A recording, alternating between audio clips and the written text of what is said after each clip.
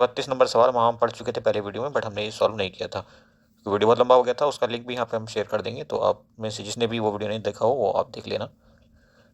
ठीक है, अब हम इसको हल करते हैं। तो हमें यहाँ पे पी और क्यू की इनकम का रेशियो दिया हुआ है और एक्सपेंडिचर का भी रेशियो दिया हुआ है।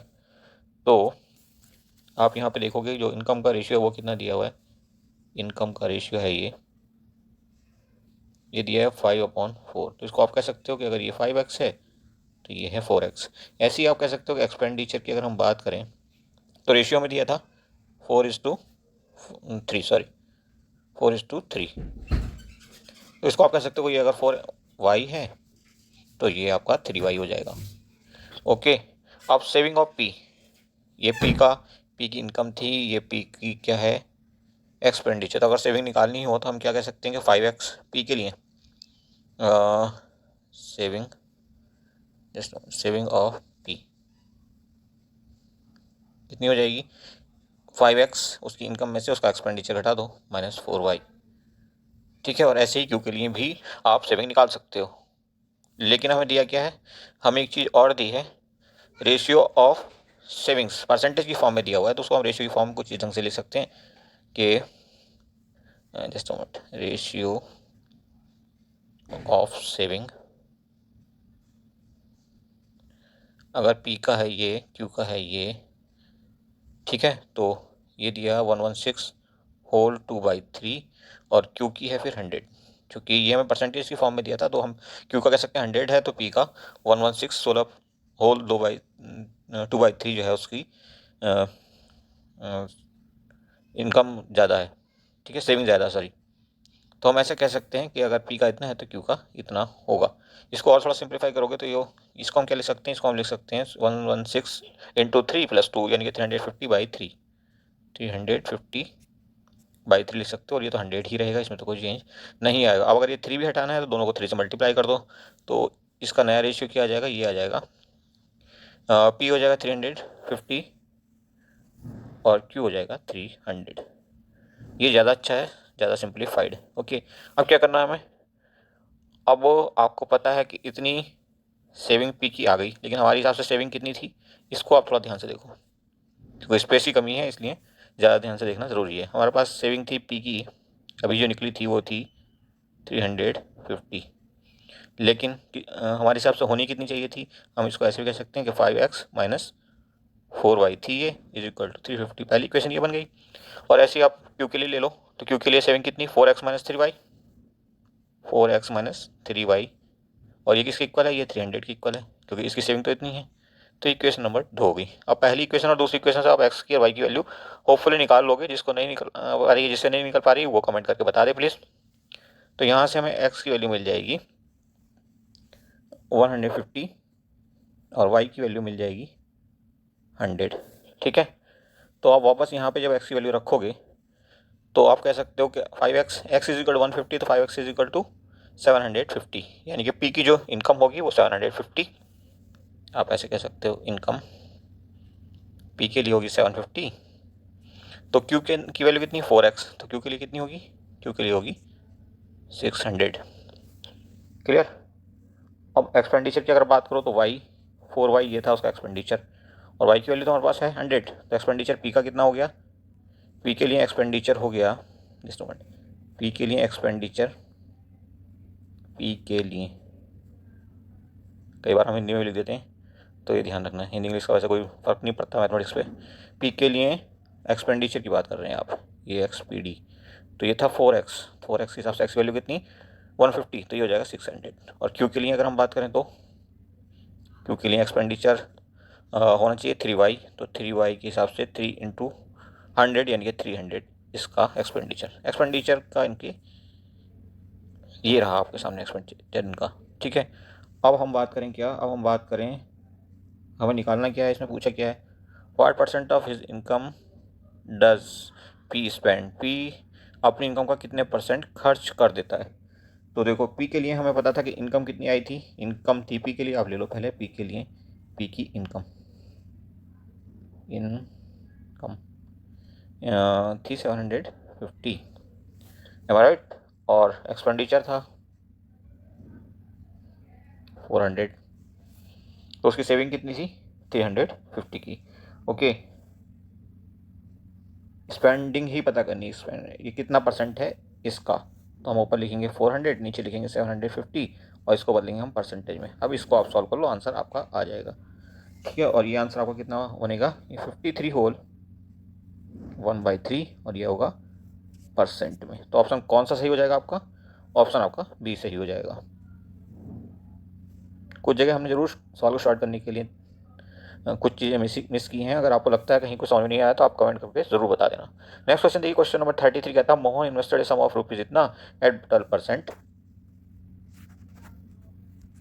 सीधे सीधे आपको बता देते हैं कि इतना इन्वेस्टमेंट था, उसका रिटर्न मिला ओवरऑल उसको इतना।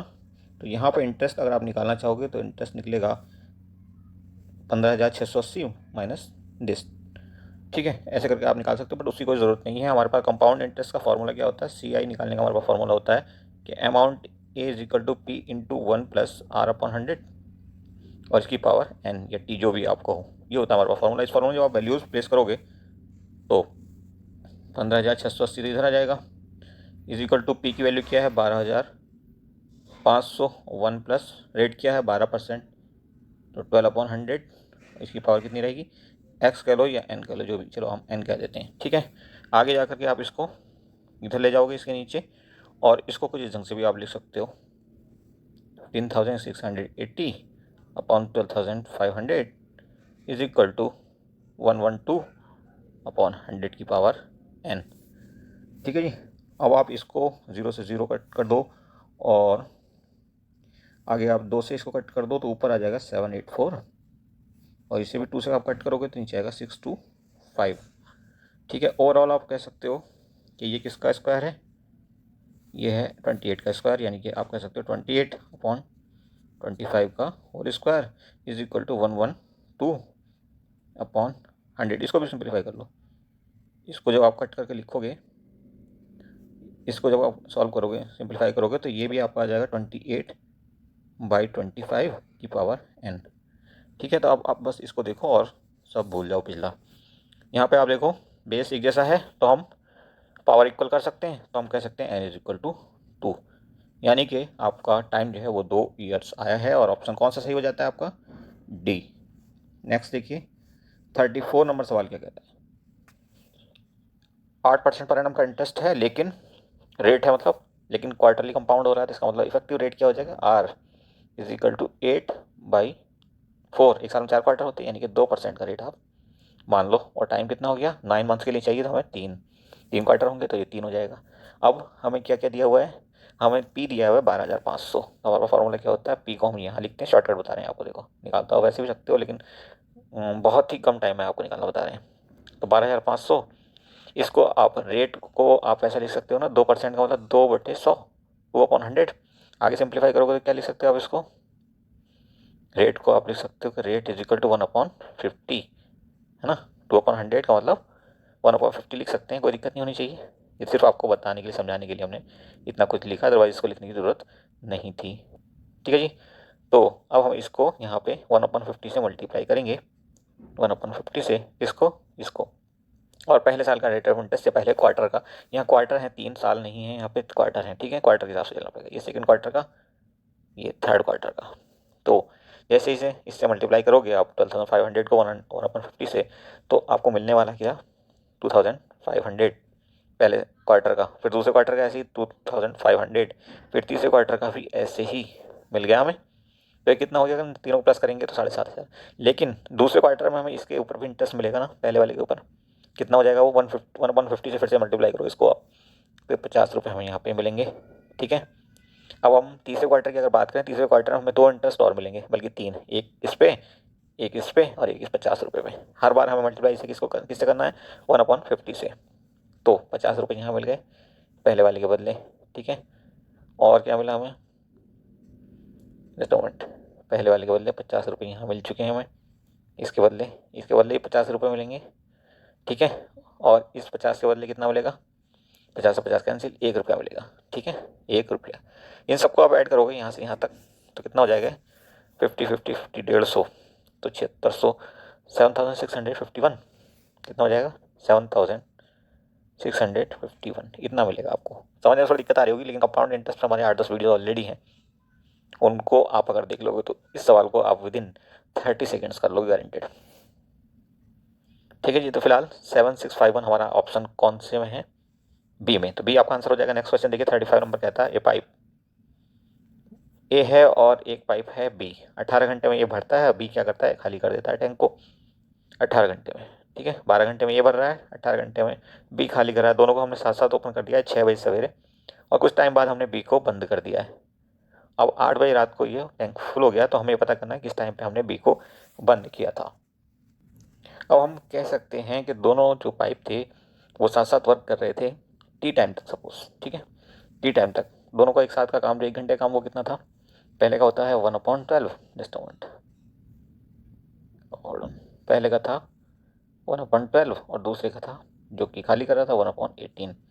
तो आप कह सकते हो कि 1 घंटे का दोनों काम था, और ये दोनों ने साथ साथ जो काम किया वो टी घंटे तक किया है। क्लियर? अब बाद में क्या हुआ, जब बी को बंद कर दिया तो ए अकेले काम करता रहा और उसने पूरे 14 घंटे तक काम किया है। ठीक है, तो इसमें से हम क्या करेंगे, 14 में से टी माइनस कर देंगे। अकेले तो उसने उतने ही घंटे काम किया ना, 14 माइनस टी घंटे तक उसने अकेले काम किया, और उसका काम कितना था 1 घंटे का? 1/12। ओके, ये था, और इज इक्वल टू हो जाएगा 1। इन सबके इक्वल टू, पूरा टैंक भरा गया है, अल्टीमेटली टैंक पूरा भरा है, तो हम इक्वल टू कर देंगे 1। ठीक है, अब 1 इज इक्वल टू, इसको सिंप्लीफाई करो आप, तो ये कितना आ जाएगा? एल्सियम लोगे यहाँ पे 36 हो जाएगा, और इसको फाइनली अगर सिंप्लीफाई करके आप लिखोगे तो आप लिख सकते हो टी अपॉन, टी सही से नहीं बना, टी अपॉन 36 प्लस, इसको सिंप्लीफाई करके आप लिखोगे तो 14 माइनस टी अपॉन 12 हो जाएगा ये आपका। ठीक है, और इसको आप अगर सिंप्लीफाई करोगे तो यहाँ से हमें मिलेगा टी इज इक्वल टू 3, यानी कि 3 घंटे बाद जो है वो बी बंद हो गया है। अब 6 बजे शुरू हुआ था, 3 घंटे बाद मतलब 9 AM को हमने बी को बंद कर दिया, तो ऑप्शन कौन सा हो जाएगा? सी। ठीक है, 36 नंबर देखिए, सवाल नंबर 36 क्या कहता है? चलिए इसको भी कर लेते हैं। कार ट्रैवल कर रही है 300 kilometre at a constant speed. Okay, तो आप कह सकते हो कि उसने T1 टाइम लिया है, जबकि वो 300 किलोमीटर की डिस्टेंस तय कर रही है, और किस स्पीड पे? एस स्पीड पे। ओके, तो पहली क्वेश्चन तो आपकी ये बन जाती है। अगली बार क्या हुआ, उसकी स्पीड 10 किलोमीटर अगर और ज़्यादा होती तो उसने 1 घंटा कम लिया होता। ठीक है, 1 घंटा कम लिया होता, यानी कि उसकी स्पीड अगर T2 होती, T2 टाइम लेती वो, और स्पीड कितनी होती है उसकी? 300 किलोमीटर ट्रैवल करने में एस के बदले S+10 होती। 10 किलोमीटर अगर ज़्यादा होती तो इसी दूरी को तय करने में वो कितना टाइम ज़्यादा ले रही होती? 1 घंटा। यानी कि T1 जो है, ओ सॉरी, T2 जो है वो छोटा है, 1 घंटा कम है T1 के मुकाबले। तो आप ऐसे कह सकते हो कि इक्वेशन नंबर 2 है, और इन दोनों से हमें ये चीज़ पता चली है कि अगर हम T1 में से T2 माइनस कर दें तो गैप कितना हो जाएगा? 1, 1 घंटे का। ठीक है, अब T1 की वैल्यू क्या है? ये रख दो आप 300 अपॉन S, और T2 के बदले क्या रखोगे? ये रख दो आप। इन दोनों को जब आप सॉल्व करोगे तो आपको मिलने वाला है S, और S कितना होगा आपका? 50। तो स्पीड कितनी होगी उसकी? 50 किलोमीटर पर kmph। ओके, तो आंसर कौन सा सही हो जाएगा? ऑप्शन सही हो जाएगा आपका बी। अगला देखिए, 37 नंबर सवाल। इस सवाल में क्या हो रहा है कि दो ट्रेन हैं जो अपोजिट डायरेक्शन में जा रही हैं, मतलब उनकी इफेक्टिव स्पीड जो है, रिलेटिव स्पीड ज़्यादा होगी, और वो जल्दी एक दूसरे को क्रॉस कर लेंगे। एक की स्पीड दी है हमें 25 मीटर पर सेकेंड, दूसरे की 30 मीटर पर सेकेंड, और एक की लंबाई दी है 300 मीटर, दूसरे की है 250 मीटर्स। ठीक है, find the time taken by the train. तो टाइम निकालने के लिए आपको क्या करना होता है? आपने टाइम निकालने के लिए डिस्टेंस डी अपॉन स्पीड ये रखना होता है। तो डिस्टेंस हमें कितनी दी हुई है? सबको चढ़ा देते हैं, दोबारा लिखते हैं ना। हमें टी निकालना है, डिस्टेंस हमें दी है 300 मीटर और 250 मीटर, और जो हमारी स्पीड है वो क्या क्या दी है? 25 + 30। हमें पता है कि जब अपोजिट डायरेक्शन में जाएंगे तो ये दोनों स्पीड ऐड करनी होंगी, तो ऐड करेंगे तो 25 + 30 हो जाएगा। अल्टीमेटली आप कह सकते हो कि टी इज इक्वल टू, ये कितना हो जाएगा?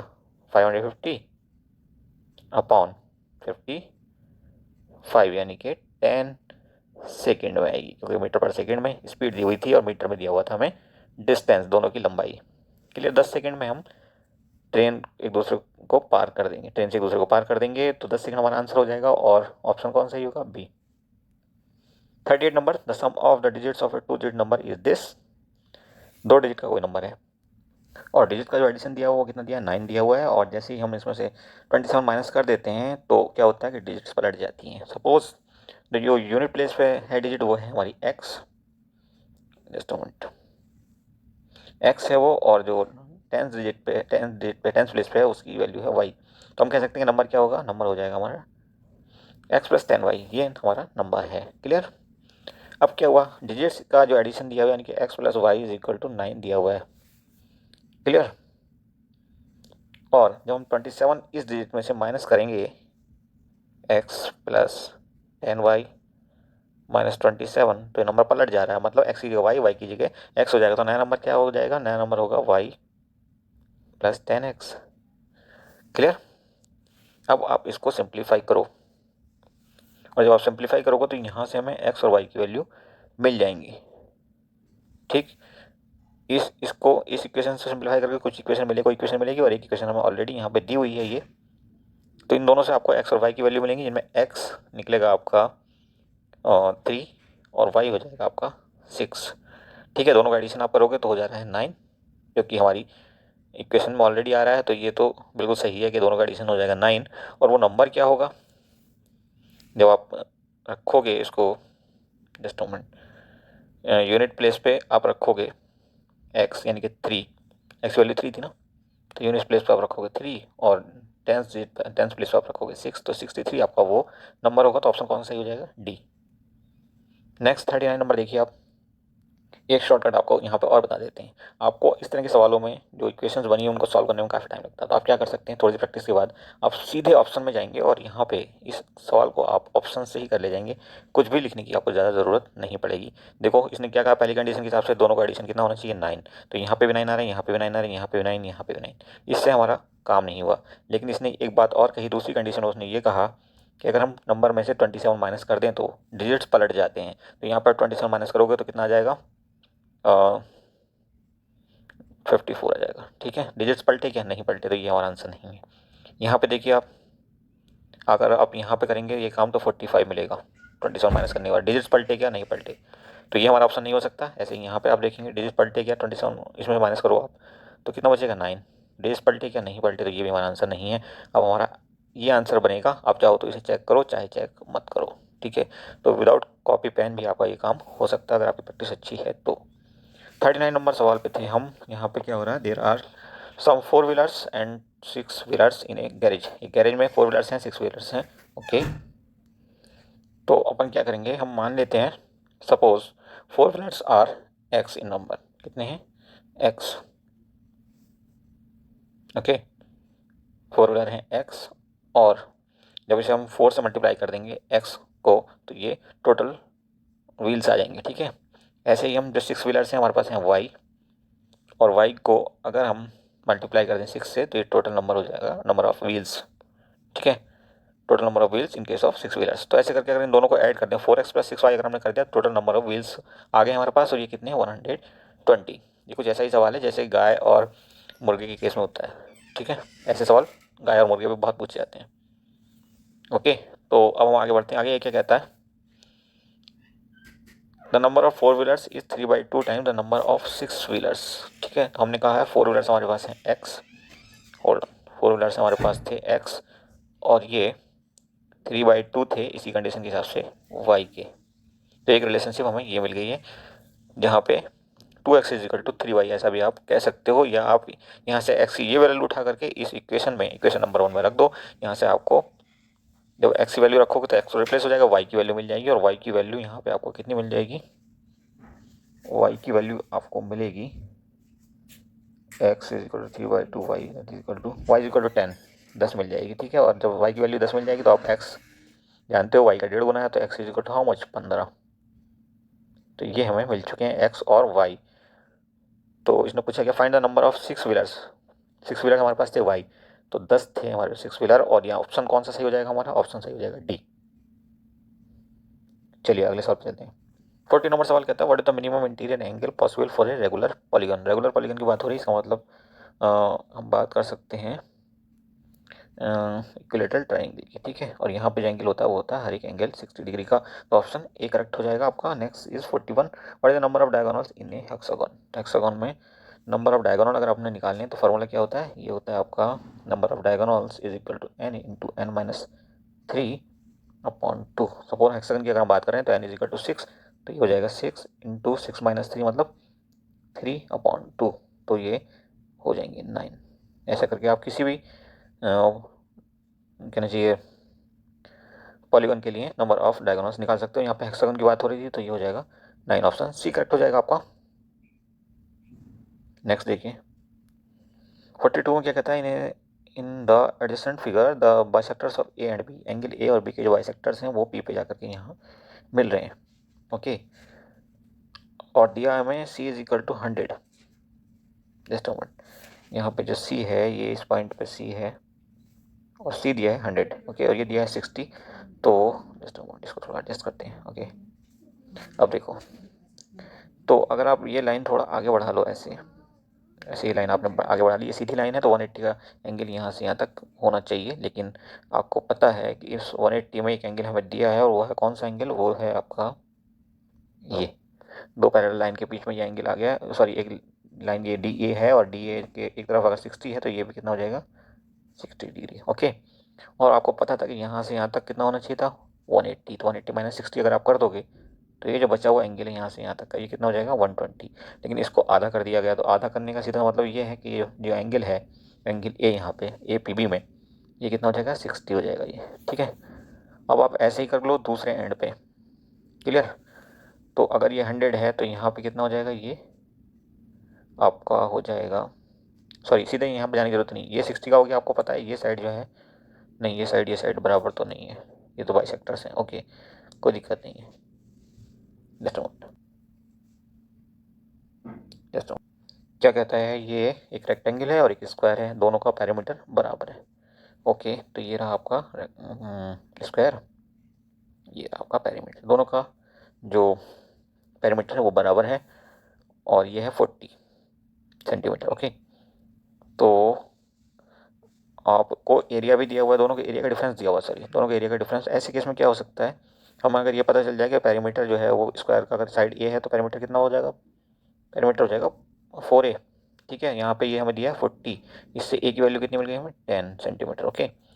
और यहाँ पे क्या दिया है, यहाँ पे भी ये पैरामीटर हमें दिया है 40, बट ये दोनों साइड्स का ए प्लस बी का डबल है, ठीक। तो यहाँ से हमें ए प्लस बी मिल जाएगा, दैट इज़ 20, क्लियर। अगर हम एरिया की बात करें तो इसका एरिया कैसे निकालेंगे, हम स्क्वायर का एरिया निकालेंगे हम ए स्क्वायर से, that is given A square हमें पता है ए की वैल्यू 10 है तो ए स्क्वायर कितना हो जाएगा 100। और ऐसे ही हम दूसरे का अगर हम इसमें से माइनस करते हैं, ऐसे केस में क्या होगा, स्क्वायर का एरिया ज़्यादा होता है रेक्टेंगल के मुकाबले, तो ए स्क्वायर माइनस रेक्टेंगल का स्क्वायर, स्क्वायर का स्क्वायर माइनस रेक्टेंगल का square is equal to given that is 9, ठीक है। तो अब हम क्या कर सकते हैं, यहाँ पे हमें पता है कि जो एरिया ऑफ स्क्वायर निकलता है वो इसकी साइड्स का मल्टीप्लिकेशन से निकलता है, यानी कि ए इंटू बी से निकलेगा, ठीक है। तो हम कह सकते हैं 100 minus A minus B, sorry A into B is equal to 9, clear. और हमें पता था कि A plus B is equal to 20, ये हमें मिला था इसके पैरामीटर से, जो कि हमें रेक्टेंगल से मिला था। रेक्टेंगल के पैरामीटर से हमें ये चीज़ भी मिल चुकी है, यहाँ से आप निकाल सकते हो कि ए इज इक्वल टू बी और 20 माइनस बी, ए की वैल्यू यहाँ से आप निकाल करके अगर इसमें आप रख दोगे तो इन दोनों को सॉल्व करने के बाद हमें क्या मिलेगा, Y is equal to 7, just a minute, Y is equal to 7, तो एक्स इज इक्वल टू 13, और अगर हम कहेंगे x इज इक्वल टू 7 तो y इज इक्वल टू 13, यानी कि एक साइड रेक्टेंगल की 7 होगी तो दूसरी 13 होगी, 13 होगी, चाहे जो हम साइड मान लें, कोई सी भी x मान लें हम, कोई सी भी y मान लें, या a और b, सॉरी a और b मान लेते हैं हम, तो कोई सी भी a मान लें हम, a is equal to this तो b is equal to this, ऐसे आप कह सकते हो। a इज इक्वल टू 7 तो b इज इक्वल टू 13, और आप कहेंगे b इज इक्वल टू 7 तो a is equal to 13,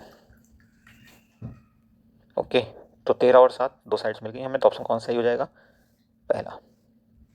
next देखिए, चलिए इसको देख लेते हैं। ABCD एक पैरेललोग्राम है, कुछ इस ढंग से आप इसको देख सकते हो, ठीक। तो यहाँ पे ABCD, ठीक है, अब हम जानते हैं पैरेललोग्राम की एक खासियत ये होती है कि इसके अपोजिट साइड्स बराबर होती हैं, तो ये 6 होगी तो ये भी 6 होगी, ये 5 होगी तो ये भी 5 होगी। अच्छा, ये ए सी दिया है उसने हमें 7। और दूसरी जो इसकी स्पेशलिटी ये है कि इसके अंदर दो इक्वल एरिया वाले ट्राइंगल बनते हैं, सॉरी हाँ ट्राइंगल बनते हैं। ठीक है, ठीक है, जैसे ये था आपका ए बी सी, तो ये वाला ट्राइंगल ए बी सी जो बन रहा है, hold on, A B C बन रहा है, ये किसके बराबर है? ये पहला ट्राइंगल बना, ये दूसरा, ये पहले दूसरे के बराबर होगा एरिया में। और इन दोनों के एरिया को अगर आप ऐड कर दोगे तो ये पूरे पैरेललोग्राम का एरिया निकल आएगा। इसे ध्यान से सुनना इन बातों को, ये बड़े काम की हैं यहाँ पे। ठीक है, आगे बढ़ते हैं। अब हमने पहले ट्राइंगल का ए बी सी का एरिया निकालना है, तो area of A B C, area of A B C, triangle A B C. ठीक है, पूरी लैंग्वेज ही आपको इस्तेमाल करनी चाहिए। ट्राइंगल ए बी सी ये कैसे निकलेगा? हमें तीनों साइड दी, ये 6 दी है, ये 5 दी है और ये 7 दी है। तो इसके लिए हम सबसे पहले एस निकालते हैं, देन तीनों को ऐड करेंगे, दैट इज 18/2 यानी कि 9 निकल आएगा एस। और फिर अराउंड फॉर्मूला में रख देंगे S into S minus A into S minus B into S minus C. आप ए बी सी की वैल्यू रखो, एस की वैल्यू आपको ऑलरेडी मिल चुकी है। यहाँ से हमें एरिया जो मिलेगा इसका वो मिल जाएगा 6√6, 6√6। ठीक है, पूरा पैरेललोग्राम का अगर हम एरिया निकालना हो तो फुल का कैसे निकालेंगे? इसको आप डबल कर दो, 2 इंटू 6√6। ठीक है, यानी कि 12√6। अब हमारे पास एरिया निकालने का एक फॉर्मूला और है पैरेललोग्राम के केस में, कि ये होता है बी इंटू एच के बराबर। एच क्या है? हाइट है पैरेललोग्राम की, और बी क्या है? बेस। बेस हमारे पास एच है, एच हमें पता नहीं है, और इक्वल टू हमें पता है कि ये होगा। तो यहाँ से एच निकल आएगा कितना? 2√6। एम आई राइट? तो देखिए ऑप्शन कौन सा हो जाएगा आपका? ऑप्शन डी आपका, सॉरी ये नहीं है, जस्ट वन, ऑप्शन डी आपका सही हो जाएगा ये। Okay, next is question number 45। अब आप देखिए सवाल नंबर 46 कह रहा है, 45 सॉरी, कि एक हमने कुआं लिया है, खोदा है, और उससे जो मिट्टी निकली उसको हमने एक रेक्टेंगुलर फील्ड में बिछा दिया, जिससे वो कुछ ऊंचा हो जाएगा और उसकी कुछ हाइट आ जाएगी, इससे वो क्यूब, सॉरी रेक्टेंगल से क्यूबिक में बदल जाएगा। ओके, तो ये कुछ इस ढंग से होगा आपका। ये रहा जस्ट वन, ये रहा आपका वेल, ये कुआं। ठीक है, यहाँ से ये सिलेंड्रिकल फॉर्म में था, इसकी हाइट थी कितनी? 16 मीटर। ओके, तो इसका वॉल्यूम कैसे निकालोगे आप? पाई आर स्क्वायर और एच। तो यहाँ पे आप पाई की वैल्यू रख दोगे 22/7 इंटू 3.5 का स्क्वायर इंटू एच की वैल्यू कितनी है? 16। ये हो गया इसका वॉल्यूम। अब इसकी मिट्टी जो निकाली गई है उसको हमने एक प्लॉट में बिछा दिया है, और वो प्लॉट जो है इस डायमेंशन का है। तो उस प्लॉट का वॉल्यूम हम कैसे निकालेंगे? 25, और उसकी जो चौड़ाई है 16, और इंटू उसकी हाइट अब आने वाली है जो मिट्टी बिछ जाएगी। तो यहाँ पे इसी एच की वैल्यू निकालनी है, और ये कितनी हो जाएगी? 1.54। यहाँ पर कुछ और नहीं करना है, इसको बस सिंप्लीफाई करना है, दैट्स इट। तो ऑप्शन कौन सही हो जाएगा? पहला ऑप्शन सही हो जाएगा, और ये है आपका यहाँ पे। Okay, A. Next is 46, what is the difference between the total surface area and the covered surface area of a cylinder whose radius is equal to 10 centimetre. Radius उसकी दी है और डिफरेंस बताना है total surface area T S A और C S A में। तो T S ए उसका क्या होता है? ये होता है आपका टी एस ए, इसका जस्ट टी एस ए होगा 2πr², 2πr² प्लस 2πrh। और अगर हम सी एस सी की बात करें कर्व सरफेस एरिया, तो ये होगा आपका 2πrh, 2πrh। इसको इससे अगर हम माइनस कर दें तो ये तो कट जाएगा, हमारे पास डिफरेंस इसका कितना बचेगा? 2πr², 2πr²। इसमें आप आर की वैल्यू रख दो, आर हमें दिया 10 सेंटीमीटर, तो 100 इंटू 2, 200 पाई। ठीक है, ये हमारा आंसर होगा। कौन सा ऑप्शन मिल रहा है हमें? ये पहले ऑप्शन है, तो पहला ऑप्शन, ऑप्शन ए करेक्ट हो जाएगा। नेक्स्ट 47 नंबर देखिए। 47 में कह रहा है हमसे कि एवरेज दिया है हमें 6 मेंबर का, जो कि 15 है। तो एवरेज हम कैसे निकालते हैं? जनरल फार्मूला एवरेज का होता है आपका average is equal to total जितना भी आ रहा है आपका अपॉन नंबर जितना भी है। ठीक है, ये होता है हमारा जनरल फार्मूला। अब आप इसको दोबारा इसी उसमें लगाओगे सवाल में, तो क्या मिलेगा हमें? हमें मिल रहा है एवरेज 15, और टोटल जो हमारा, हमने पहले कहा कि T1 है, और उसको डिवाइड किया हम किससे? नंबर है 6 से। तो यहाँ से हमें T1 मिल जाएगा। T1 is equal to how much? 15, 6 90। Total हमें जो मिला पहले वो 90 मिला। और दूसरी बार क्या करेंगे? हम T2 निकालेंगे ऐसे ही करके। तो T2 आपका कितना हो जाना चाहिए? इस 90 में से आपको पता है कि 2 कम हो जा रहा है हर एक में से। 2 is taken away from every number, हर एक नंबर में से हमने ले लिया 2। तो 2 अच्छे नंबर हैं, तो 12 कम हो जाएगा। तो ये टोटल कितना रह गया? T2 अब हमें रह गया है 78। क्लियर? और नंबर अभी भी हमारे पास कितना है? 6। तो नया जो एवरेज होगा, एवरेज वो कितना हो जाएगा? 78 को आप डिवाइड कर दोगे 6 से तो ये आ जाएगा 13। एवरेज कितना हो गया आप 13। तो कहाँ पे मिल रहा है हमें ये, कौन से ऑप्शन में है, ऑप्शन पहले में है ये, ठीक है। तो 48 नंबर पे चलते हैं अब। साइड है किसी ट्राइंगल कितनी, find the length drawn to the longest side from its opposite vertex. Opposite vertex से जो लाइन खींची जाएगी उसकी लेंथ पता करनी है हमने कितनी होगी। तो फिर से ये एक ट्राइंगल आ गया है और इसमें हाइट दी है, हमें हाइट निकालनी है सारी। तो हम ये एक ट्राइंगल बना ले रहे हैं, ये रहा आपका ट्राइंगल, और इसमें अपोजिट वर्टेक्स से लॉन्गेस्ट साइड की तरफ जो हाइट है उसका पता करना है कि कितनी होगी।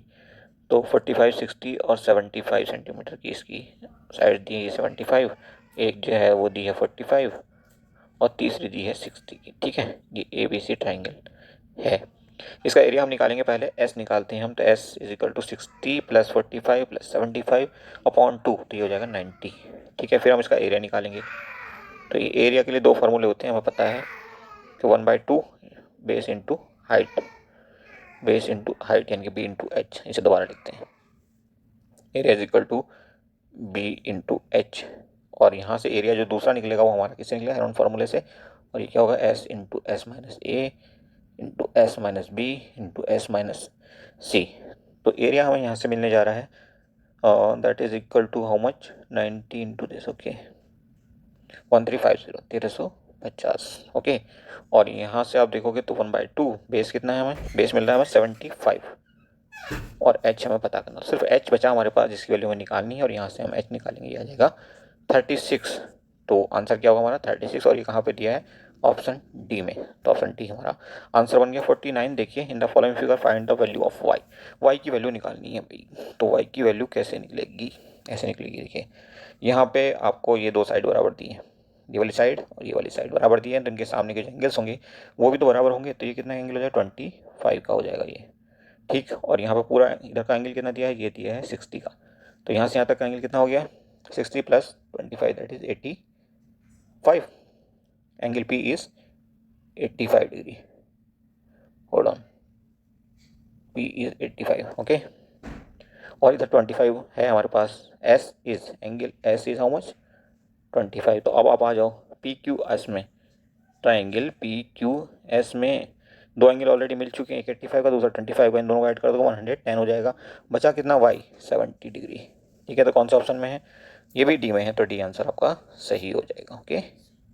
नेक्स्ट 50 नंबर सवाल, ये लास्ट सवाल है इसका। Cylindrical tank has the capacity of this, the diameter of its base is this, find its depth. इसकी डेप्थ निकालनी है भाई, सिलेंड्रिकल है ये, तो कैपेसिटी मतलब वॉल्यूम इसका दिया है, और वॉल्यूम हमारा जो निकलेगा सिलेंडर का वो कैसे निकलते हैं, पाई आर स्क्वायर से निकलेगा।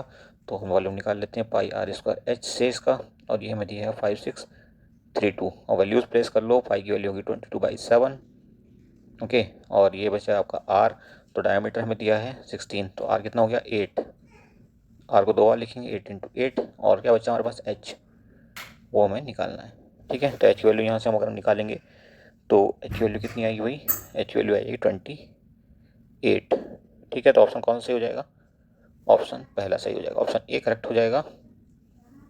तो सभी के सभी 50 क्वेश्चंस आपको मिल चुके हैं। जिसने पहला पार्ट नहीं देखा वो प्लीज़ देख लेना। Thank you for watching once more.